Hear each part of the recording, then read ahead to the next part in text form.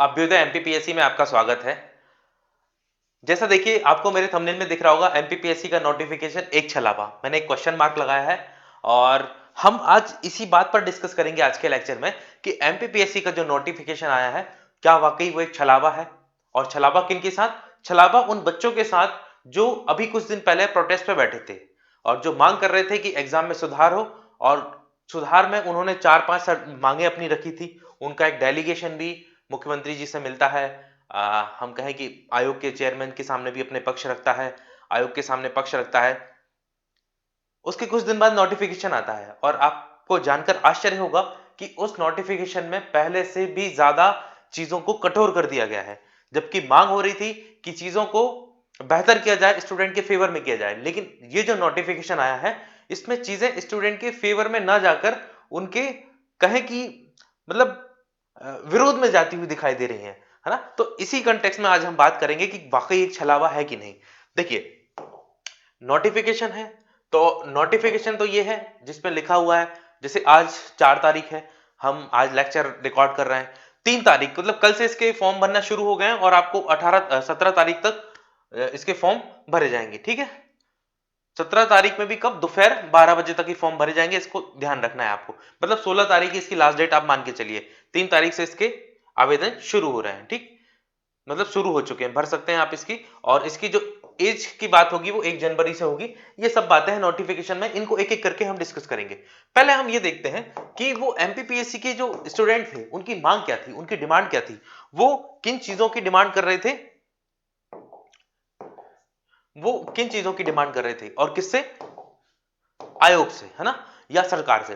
तो पहली जो बच्चों की डिमांड थी, एमपीपीएससी के बच्चों की, वो डिमांड थी,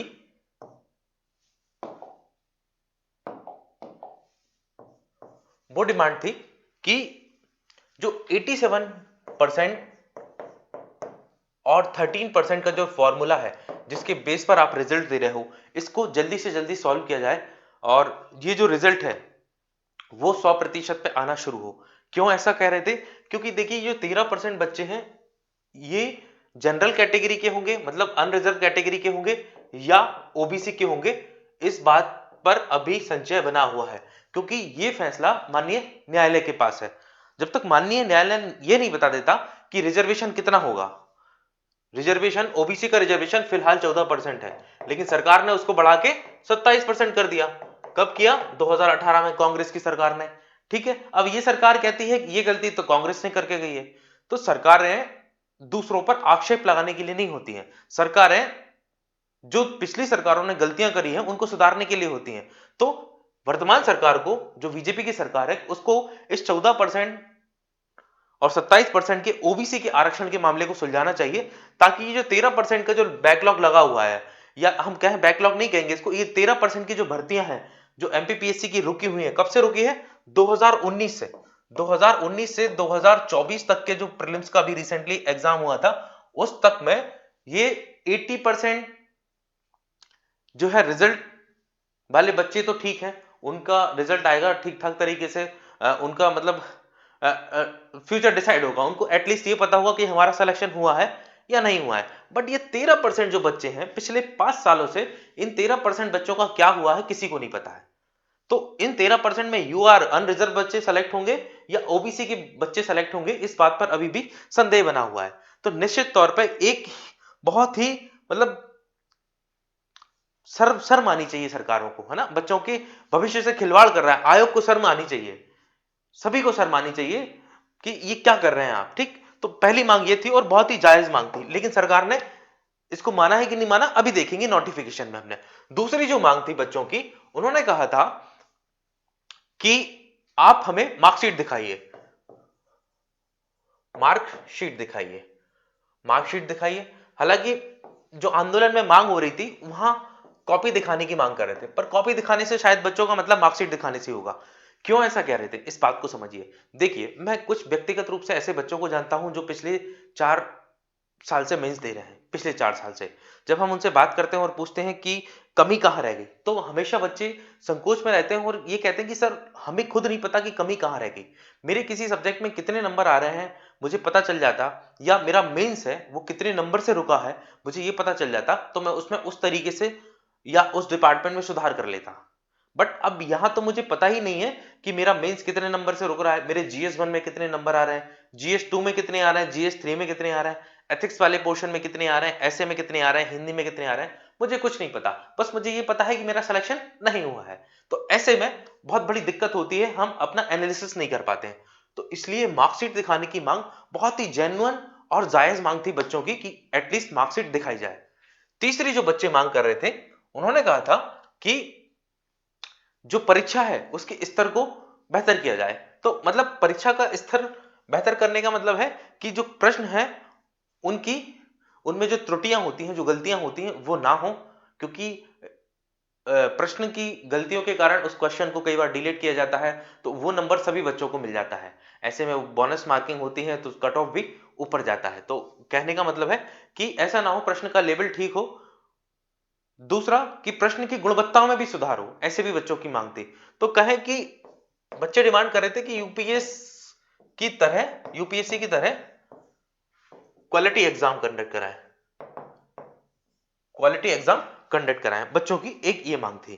ठीक, बच्चों की अगली जो मांग थी, उस मांग को देखें हम, तो ज्यादातर बच्चे इस बात के लिए आंदोलन कर रहे थे और बहुत गरमाए हुए थे कि आयोग को जो है, बताऊं आपको, एक सेकेंड। हाँ, जो मांग थी, अगली मांग थी, वो थी कि वैकेंसीज को बढ़ाया जाए। और वैकेंसी कितनी मांग रहे थे बच्चे कि 700 प्लस वैकेंसी दी जाए। अभी आप देखें, पिछली बार 110 वैकेंसी आई, उसके पहले भी एमपीपीएससी में 250 के आसपास वैकेंसी आई। इस बार का जो लेटेस्ट नोटिफिकेशन आया है 2025 का, उसमें भी 158 वैकेंसी आई है। अब 158 का भी हम सेग्रीगेशन करेंगे कि एक 158 वैकेंसी में दिक्कत कहां है। ठीक, तो एक ये मांग भी बच्चे उठा रहे थे। अब हम देखते हैं कि इनमें, इन मांगों में नोटिफिकेशन में क्या किया गया है। तो मैं यही आपको बता दूं, नोटिफिकेशन पढ़ के तो मैं आपको बताऊंगा कि सरकार ने क्या किया है। तो एमपीपीएससी का जो नोटिफिकेशन आया, हम बात करते हैं। पहली जो मांग थी बच्चों की, पहली मांग को मैं लिखता हूं कि 700 प्लस वैकेंसी आए, ये थी मांग। किया क्या एमपीपीएससी ने, ये मान लीजिए डिमांड है, ठीक है। और एमपीपीएससी ने क्या किया है, 158 वैकेंसी दी है, 158। अब मजेदारी की बात सुनिए, इन 58 वैकेंसी में देखेंगे आप, तो यहां 72 वैकेंसी जो है, 72 वैकेंसी जो है वो एससी और एसटी के लिए रिजर्व है। इसके बाद आप देखेंगे 38 वैकेंसी जो है वो अनरिजर्व कैटेगरी में डाली गई है, जो किसी के लिए नहीं है। जो मेरिट में टॉप 38 लोग होंगे उनका सिलेक्शन होगा। इसके बाद आप देखिए, ये कितनी हो गई, 140, सॉरी 80, 110 है ना, और बची हुई 48। तो बची हुई 48 जो वैकेंसी है वो ओबीसी के लिए है और ईडब्ल्यूएस के लिए है ना, इन दोनों कैटेगरी के लिए ये वैकेंसी है।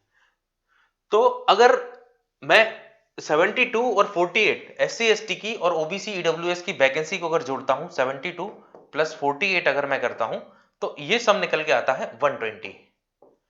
158 पोस्टों में 120 पोस्टें जो हैं वो केवल और केवल कैटेगरी वाले लोगों के लिए है, केवल और केवल। मान ली मतलब सिर्फ 38, मतलब लगभग 76% रिजर्वेशन दे दिया गया है।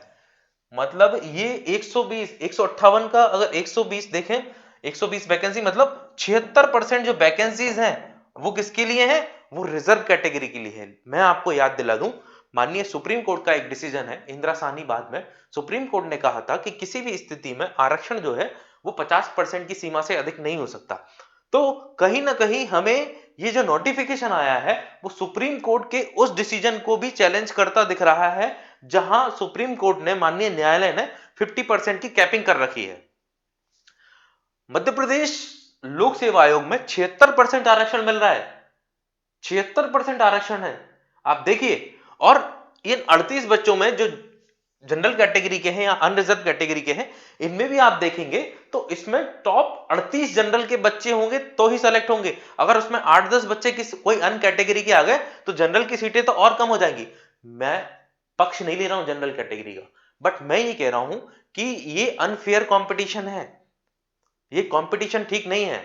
इसमें आप कहीं ना कहीं किसी एक सेगमेंट के साथ जस्टिस करते हुए नहीं दिख रहा है। ये सोशल जस्टिस का जो फॉर्मूला है, कंसेप्ट है, उसको डैमेज करता हुआ मुझे दिख रहा है ना। तो ये जो 158 वैकेंसी भी आई है उसका भी क्लासिफिकेशन करें तो बहुत ही मतलब बेकार चीजें हमें देखने को मिलती है ओवरऑल, है ना। तो इसलिए मैं कहता हूं कि ये 158 वैकेंसी भी छलावा है, सच में छलावा है। पहली मैंने मांग बताई 700 वैकेंसी की थी, नहीं पूरी हुई। दूसरी मैं मांग बताता हूं, डिमांड की हम बात करें तो डिमांड नंबर 2 अगर हम देखें तो डिमांड नंबर 2 थी बच्चों की कि 87% का जो फॉर्मूला है उसको खत्म करें और 100% पर रिजल्ट जारी करें। पर साफ साफ एमपीपीएससी ने कह दिया है कि जो 13% का जो रिजल्ट है वो हम जारी नहीं कर सकते, वो न्यायालय के निर्णय के अधीन होगा, न्यायालय के निर्णय के अधीन होगा। आप समझ रहे हैं इस बात को कि जब तक कोर्ट नहीं कहेगा तब तक हम इस पर कोई हस्तक्षेप नहीं करेंगे, हम 87% पे ही रिजल्ट जारी करेंगे। देखिए दूसरी डिमांड थी जिसको नहीं माना गया है, दो डिमांड थी, दोनों डिमांड बच्चों की नहीं मानी गई है। तीसरी जो डिमांड थी बच्चों की, डिमांड नंबर 3, इसको हम मान के चले डिमांड नंबर 3, जिसमें कहा था कि हमें मार्कशीट दिखाइए, मार्कशीट दिखाइए, ठीक है। अब एमपीपीएससी ने यहां का क्या कर दिया, एमपीपीएससी ने यहां और ज्यादा बवंडर क्रिएट कर दिया। एमपीपीएससी ने कहा मार्कशीट देखना है आपको, ठीक है हम आपको मार्कशीट दिखाएंगे, दिखाएंगे मार्कशीट, लेकिन कब, कब दिखाएंगे, अंतिम रिजल्ट आने पर। मतलब 87% और 13% का जो न्यायालय में निर्णय चल रहा है, वो निर्णय जब तक क्लियर नहीं होगा तब तक हम आपको मार्कशीट नहीं दिखाएंगे। अंतिम रिजल्ट आने पर ही आपको मार्कशीट दिखाई जाएगी। और अभी तक तो प्रीलिम्स का कट ऑफ बता देते थे, प्रीलिम्स का कट ऑफ बता देते थे, अब वो भी नहीं बताएंगे। मेंस का तो हम बताएंगे ही नहीं, मेंस का तो हम बताएंगे नहीं। अंतिम चयन प्रक्रिया मतलब कुल मिला के जब अंतिम रूप से चयन हो जाएगा तब हम बच्चों के प्रीलिम्स मेंस के कट ऑफ जारी करेंगे, उस टाइम पे मार्कशीट जारी करेंगे, जैसा यूपीएससी करता है ना। यूपीएससी भी यही करता है, एक साल बाद जो है बच्चों के रिजल्ट जारी करता है जब फाइनल रिजल्ट आ जाता है, लेकिन वो सबकी मार्कशीट बताता है, मेंस वाले बच्चों की, प्रीलिम्स वाले बच्चों की, उनके कितने मार्क्स आए।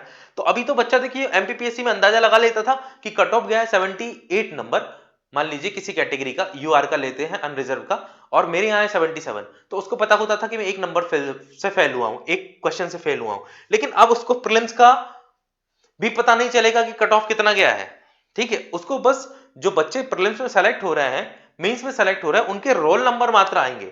और प्रॉपर तरीके से मार्कशीट कब आएंगी, जब अंतिम रिजल्ट आ जाएगा।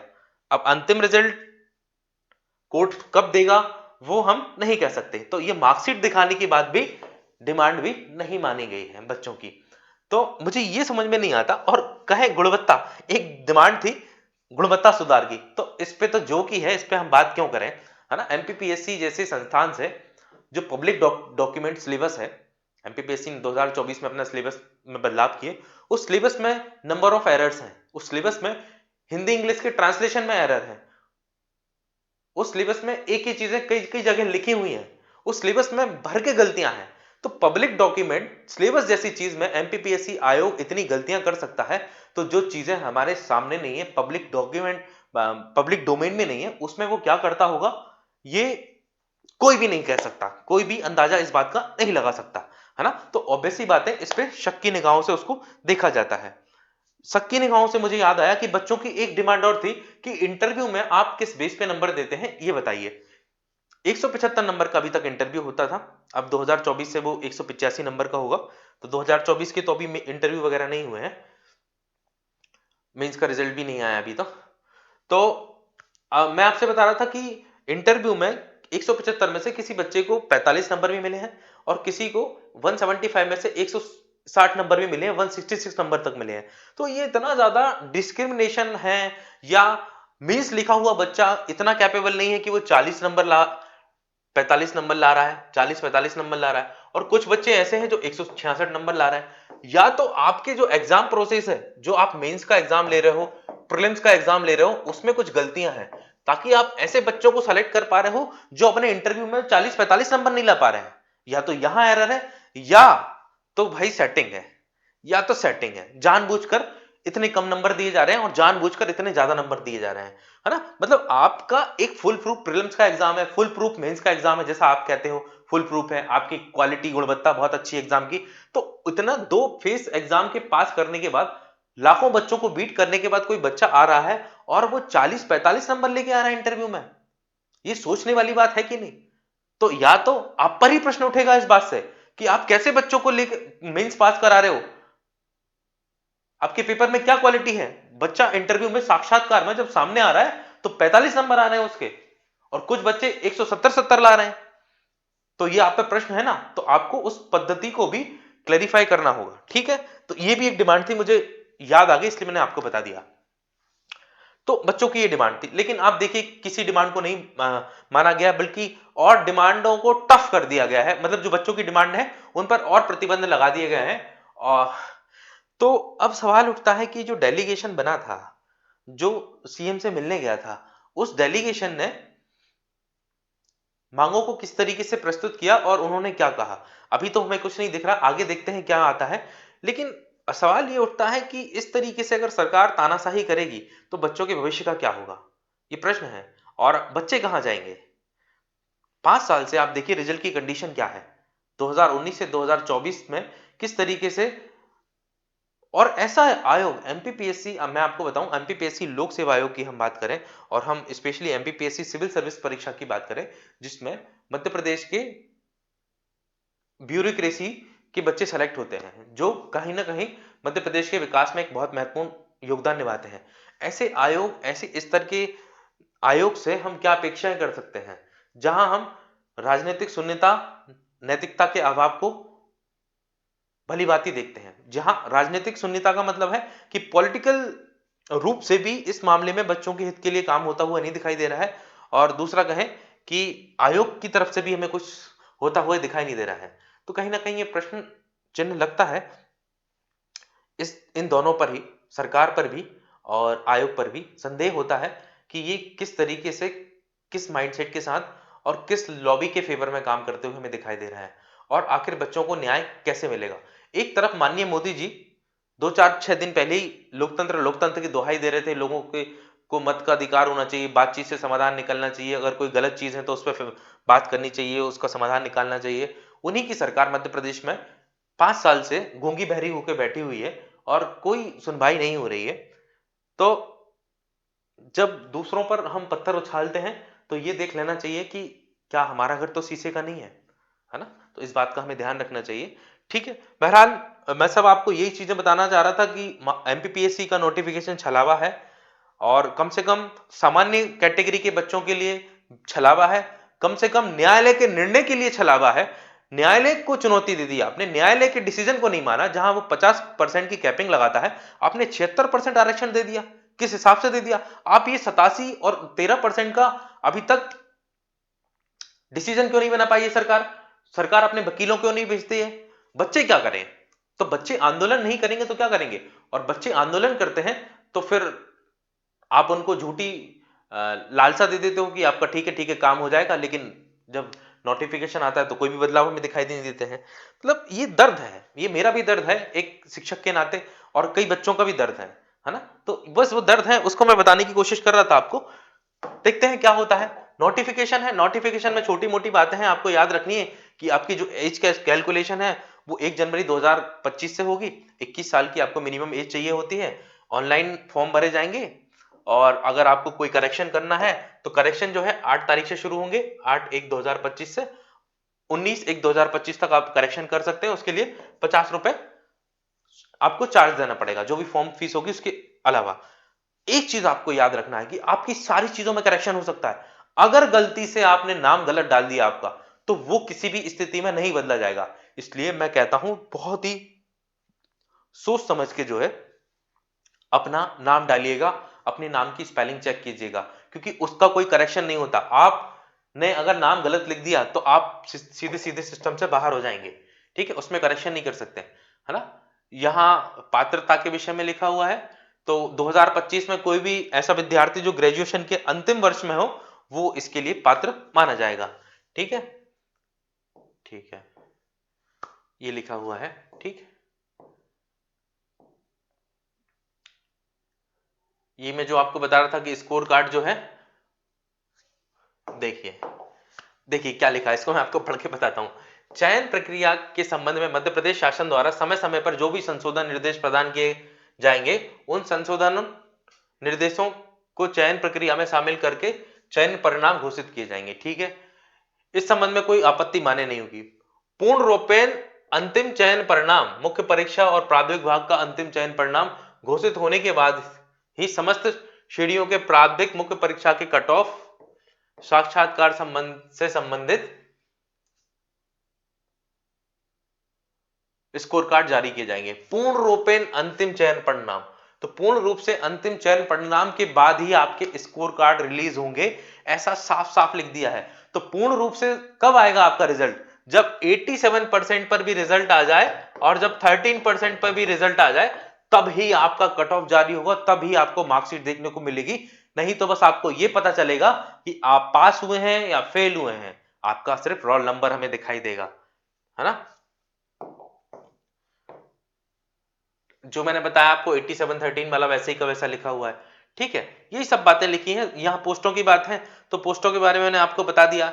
देखिए यहाँ थोड़ा सा आप देख लीजिए कि 10 एसडीएम की पोस्ट आई है, जिसमें 9 जो पोस्ट हैं वो मुख्य भाग में है, और 13% वाला जो क्लॉज है उसमें एक पोस्ट है। यहाँ कैटेगरी वाइज भी देखें तो ये नोटिफिकेशन आप डाउनलोड करके देख सकते हैं। अब इसको मैं क्या पढ़ के बताऊं आपको, है ना। 19 पोस्टें डीएसपी के लिए हैं। भला हो इसका, ये कौन सा आयोग है? महिला एवं बाल विकास आयोग विभाग, महिला एवं बाल विकास विभाग। इसने बाल विकास परियोजना अधिकारी के 65 पद निकाल दिए हैं। अगर ये 65 पद नहीं निकालता तो हमारी जो वैकेंसी है वो 100 से भी कम हो जाती, है ना। तो भला हो इनका, इन्होंने थोड़ी लाज रख ली एमपीपीएससी के। ठीक है, तो ये सारा नोटिफिकेशन है, इसमें वही सब बातें लिखी गई हैं। सिलेबस में कोई बदलाव नहीं हुआ है, पुराना सिलेबस है, नेगेटिव मार्किंग नहीं है, कुछ भी नहीं है ना। एज की बात करें तो जो गैर वर्दीधारी पद हैं उनके लिए 45 एज होगी, और जो वर्दी वाले पद हैं उनके लिए 33 एज होगी। बट कैटेगरी वाले बच्चों के लिए इसमें 33 + 5 मतलब 38 साल तक जो है कैटेगरी वाले बच्चे वर्दीधारी पदों में भी फाइट कर सकते हैं यूनिफॉर्म में। ठीक है, और 45 तक जो है ये जो गैर वर्दीधारी जैसे एसडीएम हो गया, नायब तहसीलदार हो गया, इनमें फाइट कर सकते हैं। ठीक, ठीक है, ये सब ऊंचाई ऊंचाई है। सीना फुलाने पे कितना होना चाहिए महिला पुरुष का वर्दीधारी पदों के लिए। वर्दीधारी पद में क्या आता है? जैसे डीएसपी हो गया, वाणिज्यिक कर आबकारी विभाग हो गया, जेल विभाग हो गया, परिवहन विभाग के वर्दीधारी पदों के लिए। तो पुरुष जो है 168 इंच सेंटीमीटर उसकी हाइट होनी चाहिए, और महिला की 155 होनी चाहिए, है ना। ठीक है, ये सब बातें हैं, है ना। अब ये तो सिंपल सिंपल सी बातें हैं, आप पढ़ लेंगे, इसमें कोई बहुत विशेष चीज नहीं लिखी हुई है ना। बस मेरा मकसद ये था कि जो नोटिफिकेशन आया है, जो आयोग ने नोटिफिकेशन बना निकाला है, उसमें उन्होंने बच्चों की डिमांड को नहीं माना है, और ये बहुत गलत तरीका है ना। हम सुधार की तो क्या ही बात करें कि एमपीपीएससी जो है वो अपने कैरिकुलम में कोई सुधार करेगा, अपने प्रश्नों की गुणवत्ता में सुधार करेंगे, वो सब सेकेंडरी चीज है। हम तो कहते हैं कि अभी जो व्यवस्था चल रही है, कम से कम उस व्यवस्था को ठीक से आप संचालित कर लीजिए, यही बड़ी बात होगी। सुधार की तो बात सेकेंडरी होगी, पहले जो दिए हुए काम है उनको ठीक से निपटा लीजिए। और अ, मेरी सरकार से भी अपील यही होगी कि बच्चों के हित को ध्यान में रखते हुए काम किया जाए, है ना। बच्चों में आक्रोश उत्पन्न ना हो। देखिए बच्चे ही भविष्य हैं, और आप इस तरीके से करेंगे तो आपकी भी जो क्रेडिबिलिटी है वो भी डैमेज होगी, 100% डैमेज होगी, है ना। तो युवा आपकी तरफ उम्मीद से देखता है। दोनों ही पार्टियों की मैं बात करता हूं, जो पक्ष में बैठी पार्टियां हैं और जो विपक्ष में बैठी पार्टियां हैं, तो सभी को एक साथ मिलके बच्चों के हित के लिए ना सही, बल्कि हमारे प्रदेश के हित के लिए, देश के हित के लिए, राष्ट्र हित के लिए काम करना चाहिए, आगे बढ़ना चाहिए। ठीक। तो इसी बात से मैं विराम देता हूं और मैं फिर से मैं कहता हूं कि सच में वाकई एक छलावे के रूप में एमपीपीएससी का नोटिफिकेशन आया है, जिसने कम से कम सामान्य श्रेणी के अभ्यर्थियों को तो बहुत बुरी तरीके से डैमेज किया है। धन्यवाद।